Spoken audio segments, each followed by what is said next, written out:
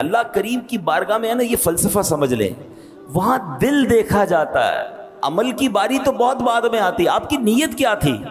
آپ نے نیت کر کے کام شروع کر دیا نا، بے شک نہ کر پائیں، میرا کریم جانتا ہے کہ اس کی نیت کیا تھی، اللہ وہ اجر عطا فرما دیتا ہے۔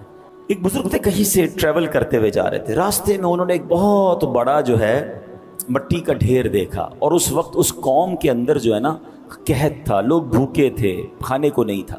انہوں نے سوچا کاش یہ پورا ڈھیر جو ہے نا اناج کا ہوتا اور میرا ہوتا، تو میں یہ پورا اناج اللہ کے بندوں پر خیرات کر دیتا، سب کو بانٹ دیتا۔ نہ انہوں نے اناج بانٹا، نہ اناج خریدا۔ What he did it intention, اچھی نیت کر لی، ہوتا تو میں کرتا، ہے نہیں۔ سبحان اللہ، اللہ کی طرف سے حکم ہوتا ہے کہ میرے اس بندے کے نامہ اعمال میں یہ جتنا اناج خیرات کرنے کی اس نے نیت کی تھی اتنا ثواب لکھ دیا جائے۔ انما الاعمال بالنیات۔ کچھ روایتوں میں یہ پڑھا کہ اللہ پاک کی بارگاہ سے فرشتوں کو حکم ہوتا ہے کہ میرے اس بندے کے نامہ اعمال میں یہ نیکی لکھ دو۔ کہا یا اللہ ہم تو کرامن کاتبین ہیں، ہم تو ساتھ ہیں اس کے، اس نے یہ نیکی کی نہیں ہے۔ ارشاد ہوتا ہے کی نہیں ہے مگر اس کا ارادہ تھا، اس کی نیت تھی کہ میں نے کرنی ہے۔ تو سبحان اللہ، انسان اپنے ذہن میں اچھی اچھی نیتیں رکھے۔ ادھر تو نیتیں بھی بری ہوتی ہیں، پیسے آئیں گے تو صدقہ خیرات کروں گا، یہ نیت نہیں بنتی۔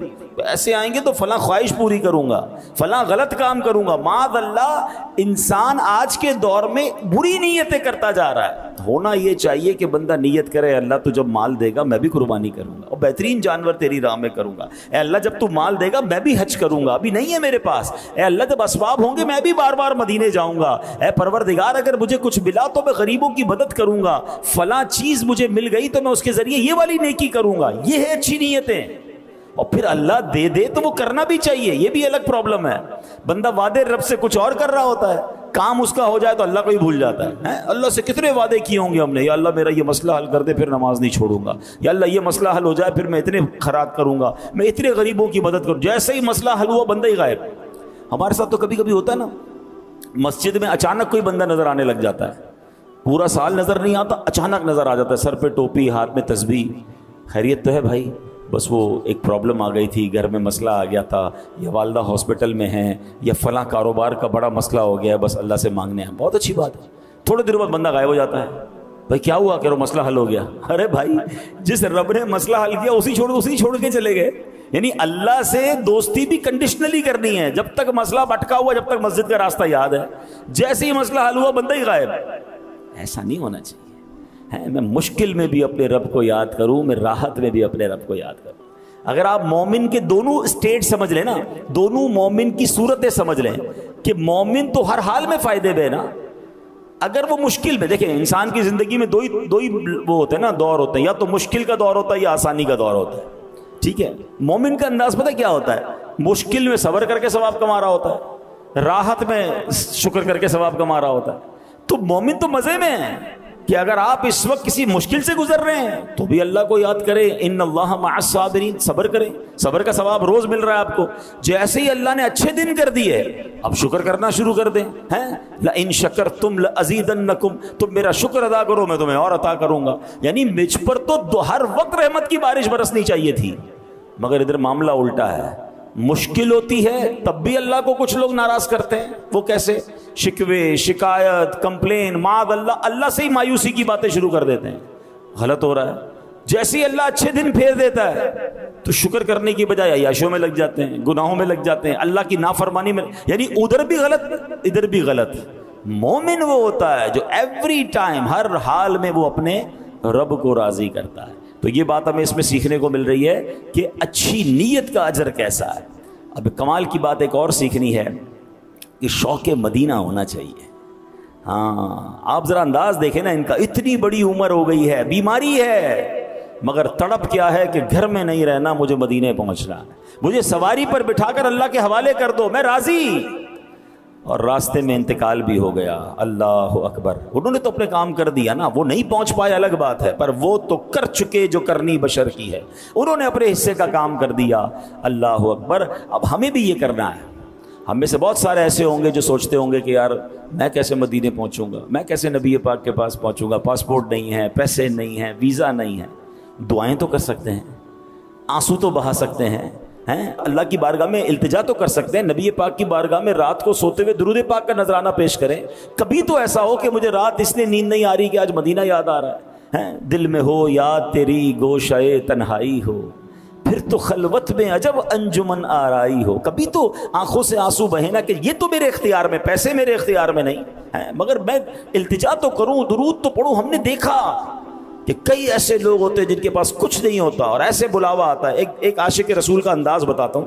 وہ سوچتے تھے یار میرے پاس تو حج کرنے کے پیسے نہیں ہیں, مدینے جانے کے پیسے نہیں ہیں, مگر پاسپورٹ جتنے پیسے تو ہیں نا, پاسپورٹ بنا لیتا ہوں, بلاوا آنا ہوگا تو آ جائے گا. تھوڑے تھوڑے پیسے جمع کیے, 5-10 ہزار روپے میں بن جاتا ہے پاسپورٹ. اسی نیت سے 5 سال 10 سال کا پاسپورٹ بنا کے رکھ لو کہ انشاءاللہ پاسپورٹ بن گیا, یا اللہ اب ویزا تو عطا فرما, راستہ تو عطا فرما دے. تو اس عاشق رسول نے اپنا پاسپورٹ بنایا, کہتے 1 روپیہ اس کے علاوہ نہیں تھا, کوئی تیاری نہیں تھی. جس دن پاسپورٹ بن کر آیا اس دن مدینے کا بلاوا آ گیا. نیت کہاں کا منصب, کہاں کی دولت, قسم خدا کی ہے یہ حقیقت کہ جنہیں بلایا ہے مصطفیٰ نے وہی مدینے کو جا رہے ہیں. پرابلم یہ کہ کچھ لوگوں کا ارادہ ہی نہیں ہے, اللہ نے سب کچھ دیا ہے, ان کے دل میں خیال ہی نہیں آتا کہ یار مدینہ شریف بھی جانا چاہیے, ساری دنیا گھومتے ہیں مگر شوق نہیں ہے. میری گزارش یہ اس قرآنی واقعے سے سیکھنا جو ہے کہ ہمیں یہ مدینہ منورہ کا شوق دل میں پیدا کر. اور کیوں شوق پیدا نہ ہو کہ جس نبی کا کلمہ پڑھا ہے وہ مدینے میں ہے.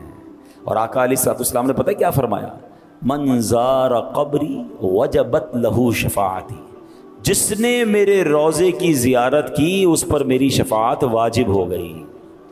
اب یہاں 3 باتیں سمجھنی ہیں. انعام کتنا بڑا ہے, شفاعت واجب ہے. قیامت کے دن شفاعت ہوگی تو پھر تو بیڑا پار ہو جائے گا نا. مگر اور گہری بات سنو, علماء کہتے ہیں شفاعت ہوگی کس کی, یاد رکھیے گا, کسی غیر مسلم کی شفاعت نہیں ہوگی. جو ایمان لے کر دنیا سے جائے گا, ایمان والا مرے گا, اس کی شفاعت ہوگی. ہم میں سے کس کو پتا ہم ایمان والے مریں گے کہ نہیں؟ ہم تو دعا کرتے ہیں نا, دعا ہی کرنی چاہیے اللہ ایمان سلامت رکھیو. مگر یہاں نبی پاک نے کیا فرمایا, وجبت لہو شفاعتی, واجب ہو گئی اس پر میری شفاعت. اس کا مطلب یہ ہوا جو مدینے جاتا ہے اس کے ایمان کی حفاظت بھی ہو جائے گی انشاءاللہ, اس کا خاتمہ ایمان پر ہوگا.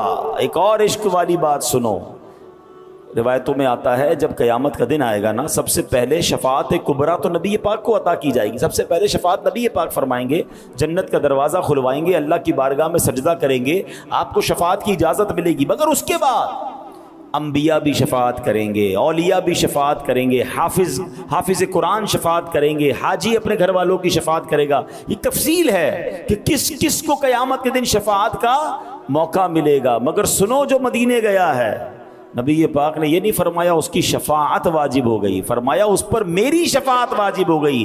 وجبت لہو شفاعتی, میری شفاعت واجب ہو گئی. تو اے مدینے کے زائر تجھے مبارک ہو, قیامت کے دن صرف شفاعت نہیں ہوگی بلکہ شفاعت خود رسول پاک علیہ السلام فرمائیں گے. پھر بندہ کیوں نہ مدینے جانے کو ترسے. خدا کی قسم ایسا شہر نہیں ہے دنیا میں کوئی اور. ہاں دنیا میں آپ نے کئی ملک دیکھے ہوں گے, کئی شہر دیکھے ہوں گے, 1-2 بار دیکھنے کے بعد آپ کہتے ہیں یار 2 بار دیکھ لیا, اب کہیں اور چلتے ہیں. کتنی بار ایک جگہ جائیں گے. مگر مدینہ وہ ہے 1000 بار دیکھ لیں جی بھرتا نہیں ہے. تو جو نہیں جا پا رہے نا, ان کا کام کم از کم یہ تو ہونا چاہیے کہ میری دعاؤں میں مدینہ ہو, میرے تصور میں مدینہ ہو, میری التجاؤں میں مدینہ ہو, میرے آنسوؤں میں مدینہ ہو. میں مانگتا رہوں اللہ کی بارگاہ سے, اللہ کے رسول علیہ الصلوۃ والسلام کی طرف درود پاک کے نذرانے پیش کرتا رہوں. جو میرے بس میں وہ تو کروں نا. ان صحابی نے کیا کیا, بظاہر جو ان کی عمر ہو چکی تھی, جو ان کی بیماری کا عالم تھا, اتنا لانگ ٹریول ان کے لیے پاسبل نہیں تھا, مگر بیٹھ گئے نا سواری پر. بے شک انتقال ہو گیا راستے میں, پھر کیا اجر ملا کہ اجر پورا ہے, اللہ کے ذمے پر ہے. سبحان اللہ.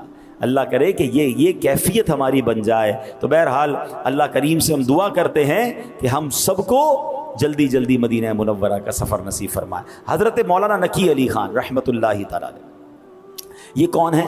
یہ اعلیٰ حضرت امام اہل سنت مولانا شاہ امام احمد رضا خان کے والد صاحب ہیں. ان کے بارے میں آتا ہے کہ شوال کا مہینہ تھا, اب شدید بیمار ہو گئے, جسم کی ظاہری طاقت میں کافی کمزوری آ گئی. اسی حالت میں آپ ایک دن آرام فرما رہے تھے, ظاہری آنکھیں بند تھیں مگر قسمت جاگ اٹھی. خواب میں نبی پاک علیہ الصلوۃ والسلام تشریف لائے اور پیارے آقا نے خواب میں حکم فرمایا مدینے چلے آؤ. ہائے ہائے سر بالی انہیں رحمت کی ادا لائی ہے، حال بگڑا ہے تو بیمار کی بن آئی ہے. اب بیماری کے عالم میں نبی پاک خواب میں کیا اشارہ فرما رہے ہیں کہ مدینے آ جاؤ. اب انہوں نے مدینہ شریف حج اور مدینے کا پلان کرنا شروع کر دیا. گھر والوں نے کہا آپ کی تو طبیعت ٹھیک نہیں ہے، آپ کیسے سفر کریں گے؟ اگین اس زمانے میں پانی کے جہاز میں سفر ہوتا تھا، یہ وہ آسان سفر نہیں تھا، کافی ڈیفیکلٹ ٹریول تھا. مگر آپ کہتے ہیں کہ نہیں، آئندہ سال نہیں، نبی پاک نے خواب میں حکم فرمایا میں نے اسی سال حج کرنا ہے. آپ نے اعلیٰ حضرت امام اہل سنت کو بھی ساتھ لیا اور جناب سفر حج شروع ہوتا ہے. جہاز سمندر کے راستے سے وہ سفر شروع ہوا. ابھی مدینہ طیبہ کے ارادے سے جب گھر والوں نے بہت سمجھایا نا کہ ابھی نہ جائیں، اگلے سال چلے جائیے گا، کہتے ہیں بس میری نیت یہ ہے کہ مدینہ منورہ کے سفر کے ارادے سے قدم گھر سے باہر نکال لوں، اس کے بعد بے شک راہ مدینہ میں انتقال ہو جائے، میرا کام پورا ہو جائے گا. وہی والی بات ہے، شوق روکے نہ رکے، پاؤں اٹھے نہ اٹھے، کیسی مشکل میں ہے اللہ تمنائی یہ دوست. اب کیا ہوا، حج کے لیے روانہ ہوئے. سبحان اللہ، ایک بار پھر سفر مدینہ میں نبی پاک علیہ الصلوۃ والسلام خواب میں تشریف لائے اور خواب ہی کے عالم میں ایک پیالہ جو ہے وہ دوائی کا حضرت مولانا نقی علی خان کو عطا فرمایا. کہتے خواب میں ہی وہ دوائی پی، مرض میں شدت میں کمی آ گئی، پورا سفر حج اور مدینے کا سفر تندرستوں کی طرح میں نے کر لیا. ہاں، تو یہ بڑے کرم کے ہیں فیصلے، یہ بڑے نصیب کی بات ہے. آپ میں سے کچھ لوگوں کو لگتا ہوگا ایسا کیسے ممکن ہے، مگر میں بغیر کسی بندے کی طرف اشارہ کیے میں آپ سے پوچھتا ہوں جو مجھے یہاں سن رہے ہیں، جو مکے مدینے گئے ہیں، کبھی ان کو ساتھ بٹھا کر پوچھئے گا کہ کوئی ایسا واقعہ ہوا آپ کے ساتھ سفر میں کہ آپ کی دل میں کوئی خیال آیا ہو اور وہ چیز پوری ہو گئی ہو. ابھی تو آپ نے دعا کرنا شروع کی ہو اور اس سے پہلے وہ کام آپ کے سامنے ہو گیا ہو. تو تقریباً جتنے لوگ حرمین طیبین گئے ہیں آپ کو سارے لوگ یہ واقعات سنائیں گے کہ یار ہاتھ اٹھانے کی تو نوبت نہیں آتی تھی، دماغ میں خیال آتا تھا اور تھوڑی دیر بعد وہ ہماری آنکھوں کے سامنے کام پورا ہو جاتا ہے. تو سبحان اللہ، سوچو جہاں بن مانگے اتنا ملتا ہے وہاں مانگنے پہ کتنا ملتا ہوگا. ہیں یہ بڑے کرم کے ہیں فیصلے، یہ بڑے نصیب کی بات ہے. اے میرے پیارے اسلامی بھائیوں، یہ صرف عام دنیا کے لوگ دیوانے نہ تھے مدینے کے. حضرت جبریل امین کون ہیں؟ فرشتوں کے سردار ہیں. اب ذرا سنیے گا، نبی پاک علیہ السلام کی بارگاہ کی حاضری کا شوق انہیں کیسا تھا. ہیں حضرت جبریل امین علیہ الصلوۃ والسلام وہ عظیم ہستی ہیں کہ جنہوں نے ہر نبی کا قرب پایا ہے، سارے نبیوں کو دیکھا ہے. دوسرے لفظوں میں وہ ہر نبی کے صحابی ہیں. تو ایک بار سرکار دو عالم علیہ السلام نے ان سے بڑا کمال کا سوال کیا. فرمایا جبریل یہ تو بتاؤ تم نے ہر نبی کو دیکھا ہے، کیا ہم سب بھی کوئی دیکھا ہے؟ کیسا سوال ہے، جس نے کم و بیش 1,24,000 انبیاء کو دیکھا ہو اس سے یہ سوال ہو رہا ہے کہ اے جبریل یہ تو بتاؤ مجھ جیسا کوئی دیکھا؟ جبریل امین نے جو جواب دیا نا وہ بڑے کمال کا جواب تھا. وہ جواب اعلیٰ حضرت امام اہل سنت نے اپنے ایک نعت کے شعر میں گویا ہمیں سمجھا دیا. وہ کہتے یہی بولے سدرا والے چمنے جہاں کے تھالے سبھی میں نے چھان ڈالے. سدرا والے، سدرۃ المنتہا، سدرۃ المنتہا میں جبریل امین رہتے ہیں نا، تو کہا سدرۃ المنتہا میں رہنے والے جبریل نے کیا کہا؟ یہی بولے سدرا والے چمنے جہاں کے تھالے سبھی میں نے چھان ڈالے. آقا تیرے پائے کا نہ پایا، تجھے یک نے یک بنایا. یا رسول اللہ آپ جیسا رب نے کوئی نہیں بنایا. میں نے سارے نبیوں کی صحبت اٹھائی ہے مگر آپ جیسا کوئی اور نہیں پایا. اب ذرا اور عشق والی بات سنتے ہیں. اب سنو جبریل نبی پاک سے آقا کے دربار میں حاضری کا کیسا شوق رکھتے تھے. اب ذرا تھوڑا سا میں آپ کی کیلکولیشن کا امتحان لوں گا، آپ کو لطف آ جائے گا. یہ بڑی یونیک معلومات دینے جا رہا ہوں. حضرت جبریل سب نبیوں کے پاس آئے ہیں. کچھ کسی نبی کے پاس ان کی زندگی میں 50 بار آئے، کسی کی زندگی میں 100 بار آئے، کسی کی زندگی میں 27 بار آئے. اس طرح مختلف فگرز ملتے ہیں کہ اتنی بار جبریل امین اللہ کا پیغام لے کر نبیوں کے پاس آئے. آپ کو پتہ ہے نبی پاک کی بارگاہ میں کتنی بار آئے؟ پہلے تو یہ دیکھتے ہیں کہ حضرت جبریل جب نبی پاک سے ملنا شروع ہوئے تو وہ لائف کا کتنا حصہ بنتا ہے. پہلی ملاقات جو حضرت جبریل کی نبی پاک سے ہوئی وہ جب ہوئی جب نبی پاک کی عمر مبارک 40 سال تھی. ذرا میرے ساتھ ریپیٹ کریں گے تو پکا ہو جائے گا. کتنی عمر تھی؟ اور پہلی ملاقات کہاں ہوئی؟ کون بتائے گا؟ غار ہرا میں. جب پہلی وحی لے کر آئے اقرا بسم ربک الذی خلق، یہ پہلی وحی لے کر کون آیا تھا؟ جبریل امین آئے تھے. عمر مبارک کتنی تھی؟ 40 साल। मुलाकात कहाँ हुई? गारे हिरा में। ब्यूटीफुल। अच्छा, नबी पाक अलैहिस्सलातु वस्सलाम ने इस दुनिया में कितने साल इस दुनिया को इख्तियार फरमाया? 63 साल। कितने साल? उम्र मुबारक कितनी थी? 63। 63 में से 40 निकाल दें, कितने साल हो गए? 23 साल। Very good. अब 23 साल के दिन मनाएं। थोड़ा सा मुश्किल सवाल है। 23 साल में कितने दिन बनते हैं? आसान कर देता हूं कि अगर 365 दिन एक साल में हम गिनते हैं इंग्लिश कैलेंडर के लिहाज से, तो 10 साल में कितने हो गए? 3650 दिन। ठीक है, मल्टीप्लाई बाय 2 कर लें, 20 साल कर लें, तकरीबन 7300 दिन हो गए। ये कितने साल के दिन हो गए? 20 साल के। 3 साल के मजीद 1000 दिन गिन लेते हैं, मोटा हिसाब कर रहा हूं मैं, ठीक है जनाब। तो ये कितने हो गए? 8300 या 8400 दिन, मोटा हिसाब। आप कैलकुलेट करेंगे तो एग्जैक्ट फिगर आ जाएगा, मैं अपने दिमाग से हिसाब कर रहा हूं। 8400 दिन बनते हैं पहली मुलाकात से लेकर इस दुनिया से पर्दा फरमाने तक। आउट ऑफ दोज 8400 डेज में, दिनों में, हजरत जिब्राइल मेरे आका की बारगाह में 24000 बार हाजिर हुए हैं। आप जरा गौर करें। और कहां से आए हैं? सिदरतुल मुंतहा, ये 7वें आसमान से भी ऊपर है। फरमाया इतना फासला है कि जमीन से पहले आसमान का फासला 500 साल, अगला फासला 500 साल। अगर कोई सवारी पर जाता है, जिब्रील अमीन कहां होते हैं? 7वें आसमान से ऊपर। सिदरतुल मुंतहा आपका मकाम है। और 8400 तकरीबन दिन में कितनी बार आए? 24000। अब डिवाइड करें 24000 को 8400 से, तो एवरेज आएगा रोज 3 बार। अब आप अगर रिवायतें पढ़ेंगे तो कई कई दिन ऐसे गुजरे कि जिब्रील अमीन एक बार भी नहीं आए। तो इसका मतलब कुछ दिन ऐसे भी होंगे जब 10-10 बार भी आए, जब 8-8 बार भी आए। अल्लाह अकबर। ये क्यों बार बार इतना सफर करके आते थे? तो सुनो, मौलाना हसन नदा खान साहब कहते हैं वजह क्या है? कहते हैं बेलिकाए यार उनको चैन आ जाता अगर। लिका कहते हैं मुलाकात का। कहते हैं आका से एक बार मिलने के बाद ऐसा लुत्फ आया था कि अब सिदरतुल मुंतहा पर चैन नहीं आता था। उन्हें बार बार आका की याद सताती थी। बेलिकाए यार उनको चैन आ जाता अगर, बार बार आते न यूं जिब्रील सिदरा छोड़कर। अरे वो सिदरा छोड़कर बार बार इसलिए आते थे कि उन्हें नबी पाक से मिले बगैर चैन नहीं आता था। अच्छा, यहाँ एक और इश्क वाली बात सुन लो। जिब्रील अमीन की स्पीड कितनी है कि दिन में कई कई बार सिदरतुल मुंतहा से आका की बारगाह में आ जाते, फिर चले जाते। तो जब जिब्रील की रफ्तार का आलम यह है, तो जिब्रील के आका जनाब रसूलुल्लाह सल्लल्लाहु अलैहि वसल्लम की रफ्तार का आलम क्या होगा? हैं, ये बात भी समझने वाली है। सारी दुनिया में जितने फरिश्ते हैं, जितने नबी हैं, जितने लोग हैं, मेरे आका सबसे सुपीरियर, सबसे आला और सबके आका हैं। तो सुभान अल्लाह, जब इनके कमालात का आलम यह है, तो मुस्तफ़ा करीम अलैहिस्सलातु वस्सलाम के कमालात का आलम क्या होगा? जभी तो कहते हैं ना, सबसे औला ओ आला हमारा नबी, सबसे बाला ओ आला हमारा नबी, अपने मौला का प्यारा हमारा नबी, दोनों आलम का दूल्हा हमारा नबी। बुझ गई जिसके आगे सभी मशअलें, शम्मा वो लेकर आया हमारा नबी। सारे ऊंचों से ऊंचा समझिए जिसे, है उस ऊंचे से ऊंचा हमारा नबी। खल्क से औलिया, हम मखलूक है ना, हमसे सुपीरियर कौन है? औलिया।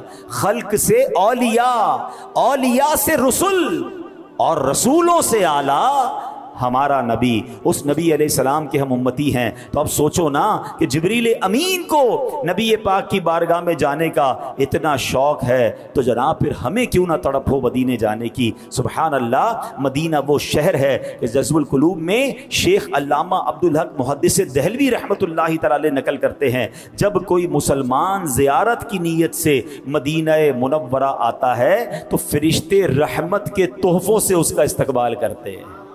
दुनिया में किसी के घर जाएं तो बाहर चौकीदार आपका इस्तकबाल करता है। बाज़ औक़ात हम जाते हैं तो कुछ बच्चे फूल लेके खड़े होते हैं, मगर मदीना कैसा शहर है कि उसमें कोई जाता है ज़ियारत की नीयत से, फरिश्ते दुनियावी फूल नहीं, रहमत के फूल लेकर उसका इस्तकबाल करते हैं, रहमत के तोहफे लेकर उसका इस्तकबाल करते हैं। ऐसा प्यारा शहर है मदीना मुनव्वरा। अच्छा, अब दूसरी बात, अब बयान को एंड करते हैं। जो दूसरी इश्क वाली बात है कि हज़रत दमुरा ने, हमने उनका वाकया शुरू में सुना कि आप मक्के में थे, सफर पर रवाना होना चाह रहे थे। कहाँ जाना चाह रहे थे? दिल में नीयत क्या थी? क्या मस्जिद नबवी को देखना था? کیا آپ نے مدینے میں کوئی اور کام کرنا تھا؟ کیا وہاں نماز پڑھنے کی ان کی نیت تھی؟ نہیں. ریاض الجنہ میں نفل نہیں. آپ کی نیت ایک ہی تھی کہ میں نے رسول پاک کے پاس جانا ہے. میں نے نبی پاک یرید النبی صلی اللہ علیہ وسلم کیا کہا کہ اس سفر میں ایک ہی نیت تھی, اور وہ یہ تھی کہ محبوب علیہ الصلوۃ والسلام کے قدموں کی حاضری دی جائے. مگر اب سوال یہ ہے, آپ جا تو نبی پاک کے پاس رہے تھے, مگر قرآن نے کیا کہا تھا؟ میں نے آپ کو ایک بات یاد کرائی تھی, میں دوبارہ وہ آیت پڑھوں گا تاکہ ایک بہت اہم کانسیپٹ کلیئر ہو جائے. اللہ نے یہ نہیں فرمایا جو رسول کے پاس جائے, اللہ نے کیا فرمایا؟ وَمَن يَخْرُجْ مِن بَيْتِهِ مُهَاجِرًا إِلَى اللَّهِ وَرَسُولِهِ. قرآن نے کیا کہا؟ اور جو اپنے گھر سے اللہ اور رسول کی طرف ہجرت کرتا ہے.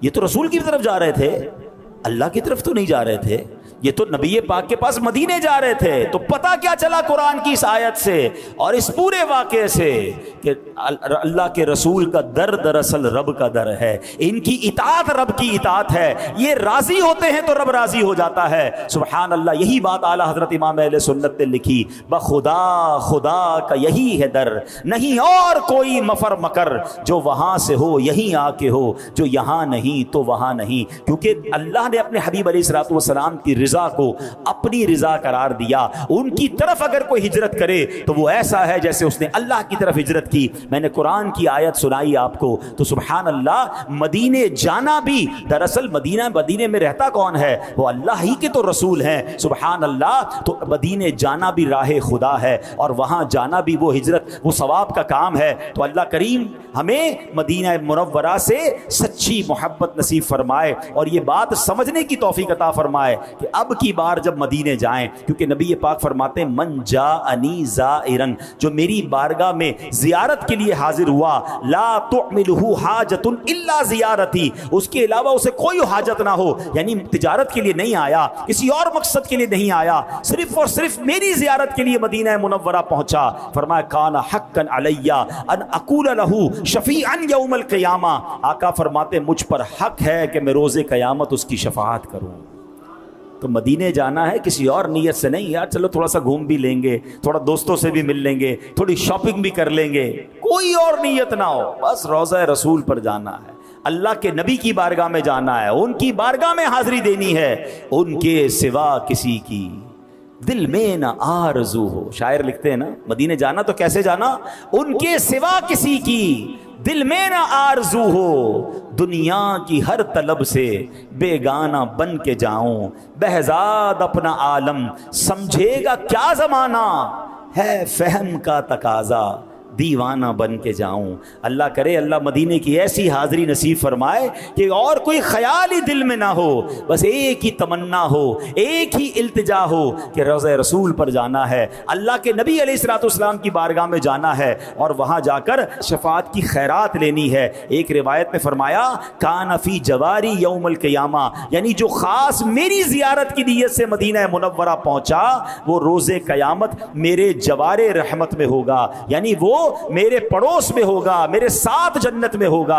تو سبحان اللہ, کوئی اور دیکھیں مسجد نبوی میں نوافل پڑھنا ضمناً آپ کو مل جائے گا, ریاض الجنہ میں جانا ضمناً آپ کو مل جائے گا, آپ سید الشہداء بھی جائیں گے, آپ بقیع شریف پر بھی حاضری دیں گے, مگر یہ ضمناً ہے. تو پریمیئر نیت ہے جو superior and one and only آپ کی انٹینشن ہونی چاہیے کہ کہاں جا رہا ہوں؟ اپنے آقا کے پاس جا رہا ہوں, نبی پاک کے پاس جا رہا ہوں, ان کے روضے کی زیارت کو جا رہا ہوں. اور کتنی پیاری انکریج والی حدیث ہے کہ من زار قبری وجبت لہو شفاعتی, جس نے میرے روضے کی زیارت کی اس پر میری شفاعت واجب ہو گئی. بلکہ میرے آقا فرماتے ہیں کہ جس نے میری دنیا سے پردہ فرمانے کے بعد میرے روضے کی زیارت کی وہ ایسا ہے کہ جیسے اس نے میری حیاتی میں میری زیارت کی. اور میں جو ان دونوں حرمین میں سے کسی میں انتقال کر جائے گا بروز قیامت میں اس کا گواہ بنوں گا, میں ان کی شفاعت کروں گا. اللہ اکبر, یہ کیسا مدینہ ہے کہ جہاں جاؤ تو شفاعت کا وعدہ ہے, اور وہاں مر جاؤ تو پھر مغفرت کا وعدہ ہے,